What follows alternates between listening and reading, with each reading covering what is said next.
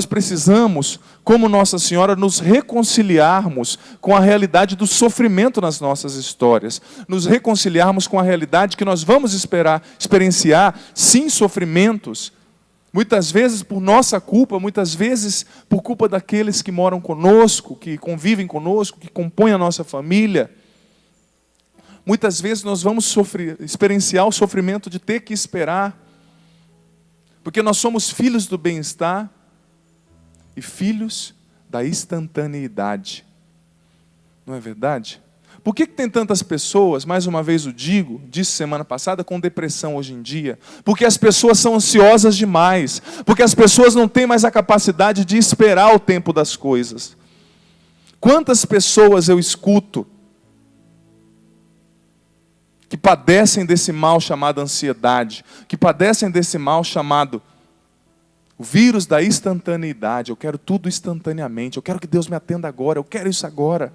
As pessoas hoje em dia já não têm mais a paciência de experienciar o sofrimento de uma espera.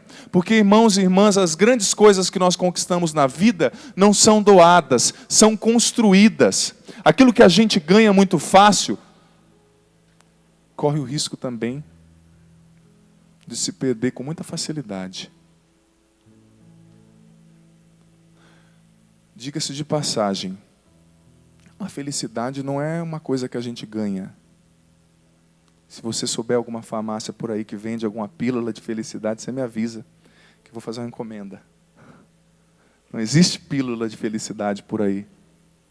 A felicidade é uma realidade que você constrói, com paciência, com escolhas, com sims e com nãos, com respostas maduras diante do mistério da dor que se desvela na sua vida em cada dia.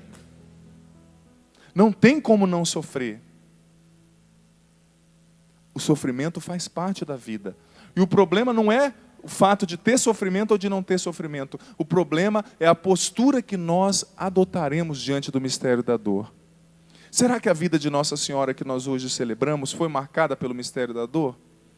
Olha que poema mais bonito foi declamado para ela nesse evangelho. Maria, uma espada de dor te traspassará a alma. Nossa Senhora devia ser muito tranquila, né?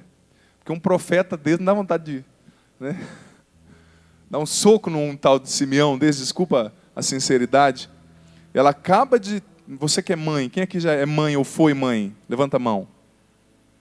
Sim, imagina, você acaba de ter o seu filho e chega alguém para você falando do seu filho, falando que uma espada de dor vai te traspassar a alma. É poético, né? Você ali acabou de ter o filho, ainda se recuperando, filho recém-nascido.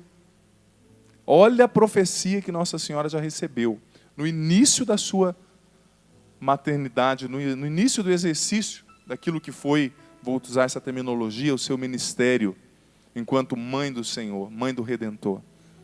Meu irmão, minha irmã, no início da sua vida como mãe, no início da sua missão, ela já compreendeu que a sua vida seria marcada pelo signo da cruz, pelo sofrimento. Mas qual é a resposta que Nossa Senhora deu diante dessa dor? Nós vemos no Evangelho de João, capítulo 19, versículo 27 até o 29. Qual foi a postura que Maria teve diante de Jesus crucificado? Ela ficou sentada em um divã? Maria ficou de pé diante da cruz. Maria ficou de pé diante do sofrimento, para mostrar que o sofrimento tem uma funcionalidade na nossa vida. Ele deve ser um instrumento para o nosso crescimento, e não deve nos prostrar. O sofrimento não existe para te destruir, meu irmão, minha irmã. Não existe para me destruir. Ele existe para te deixar mais forte. Você já percebeu quando você enfrenta uma dor muito grande, um sofrimento?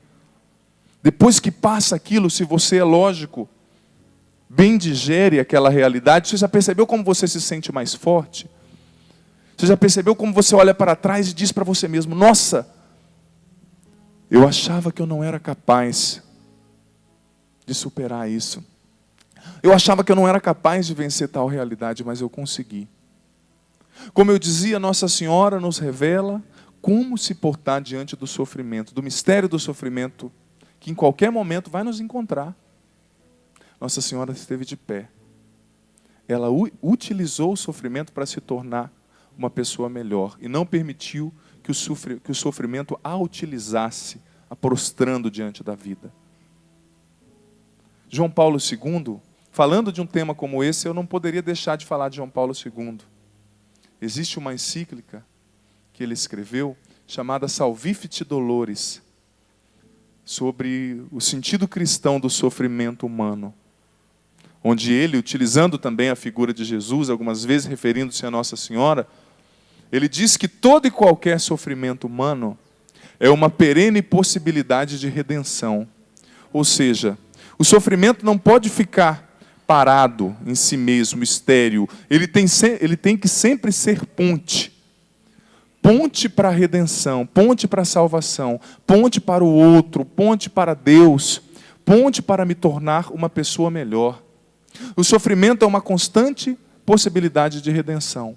Tanto que Deus escolheu o sofrimento como veículo peculiar para realizar a nossa salvação. O que nós celebramos ontem? A exaltação da Santa Cruz. Esse instrumento de dor, que era a cruz, que é até hoje, símbolo de dor, mas uma dor que redime, uma dor que salva. E você prestou atenção na missa de ontem, você que foi, a primeira leitura? Que aparente contradição.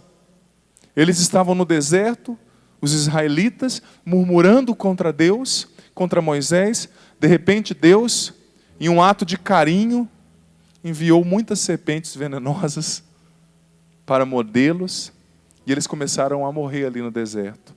Aí o que Deus pediu para Moisés?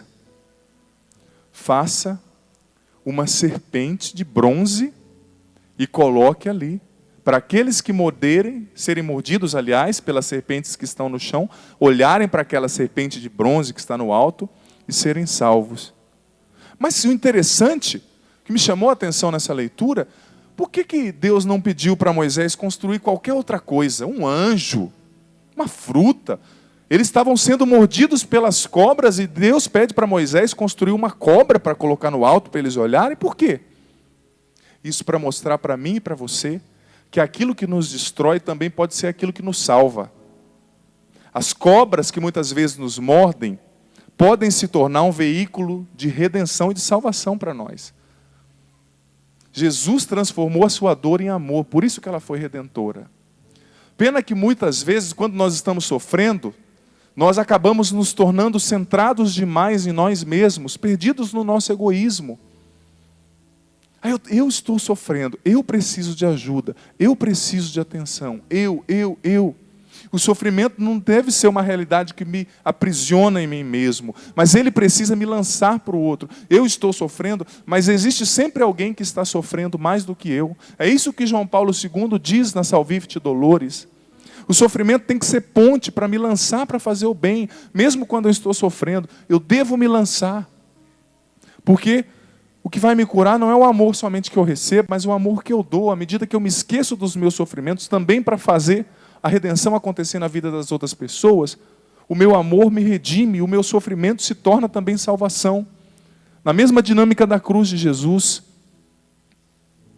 Todos nós sofreremos, irmãos e irmãs, num momento ou outro da vida. E pode ser que você que esteja aqui ou você que esteja em casa, esteja de fato nesse tempo experienciando um momento de dor, um momento de provação, de sofrimento.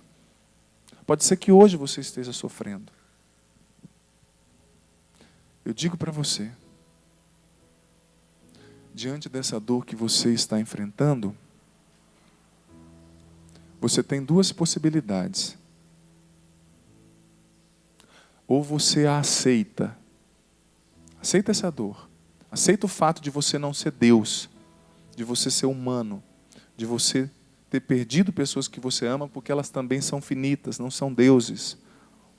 Você aceita o fato das suas fraquezas, da sua doença e cresce com essa dor? Ou você faz isso, ou você se revolta e se torna um estacionado na dor, um escravo da dor, com um coração sempre amargurado. São as duas possibilidades que nós temos. Nossa Senhora escolheu a primeira. Ela permaneceu de pé. Seu filho morreu, foi assassinado diante dela, cruelmente, ele que era inocente, que não tinha feito nada, que não merecia aquilo. Mas ela escolheu a primeira opção. Ela aceitou aquela dor, porque a dor era objetiva, era algo que estava acontecendo. Às vezes o nosso problema é esse. Quantas pessoas chegam em mim e falam: padre, mas não podia ter acontecido aquilo. Meu irmão, minha irmã, já aconteceu. O que já aconteceu, já aconteceu. Nós precisamos nos reconciliar com a realidade. Eu não podia ter feito aquilo, mas você fez. E agora, a partir disso, como é que você vai agir? Como você vai agir? Reconciliar-se com a realidade. Nossa Senhora se reconciliou com a realidade, com o sofrimento ali, derramado sobre a vida dela, sobre a história do seu filho.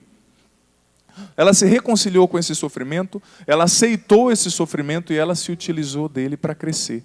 E não se permitiu ser utilizada pelo sofrimento. Ou você aceita a dor e cresce com ela, ou você se torna um eterno revoltado, arranjando culpados. Eu estou assim porque a culpa é de fulano, a culpa é de cicrano. A culpa é sua e minha. Enquanto nós aceitarmos que o sofrimento nos prostre, a culpa vai ser nossa. Mas quando, a exemplo de Nossa Senhora, nós aprendermos, através da oração, através da nossa luta, a estarmos de pé diante da dor, aí nós vamos ver que não existem culpados, que a protagonista da nossa história somos nós mesmos, que só nós podemos construir. Só nós podemos construir. Meu irmão e minha irmã, mais uma vez eu digo, o sofrimento não existe para te destruir. Ele faz parte da vida. Você não é Deus. E existe um certo tipo específico de maturidade e de crescimento que somente o sofrimento bem digerido pode te acrescentar. Nunca se esqueça disso. Existe um certo tipo de sabedoria, um certo tipo de crescimento que livro nenhum vai poder te ensinar, vai poder te acrescentar. Conselho nenhum que você receber vai poder te acrescentar. Mas somente o sofrimento bem digerido. Por isso eu digo para você, pai e mãe, não tenha medo de deixar o seu filho se encontrar com dores, sofrer em alguns momentos. Porque tem pai e mãe que acha que ama tanto o filho, que tira dele a liberdade de fazer experiências diante da vida, de experienciar certas dores, e se torna uma pessoa eternamente mimada, que não cresce nunca, que sempre se concebe como o centro absoluto e único do universo. Por quê? Porque não teve a oportunidade de ser gente, de se construir através da dor. O sofrimento é pedagógico também.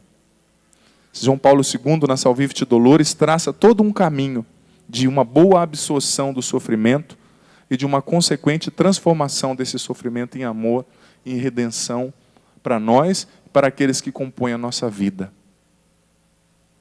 O sofrimento pode acrescentar uma carga específica de maturidade e de crescimento para nós.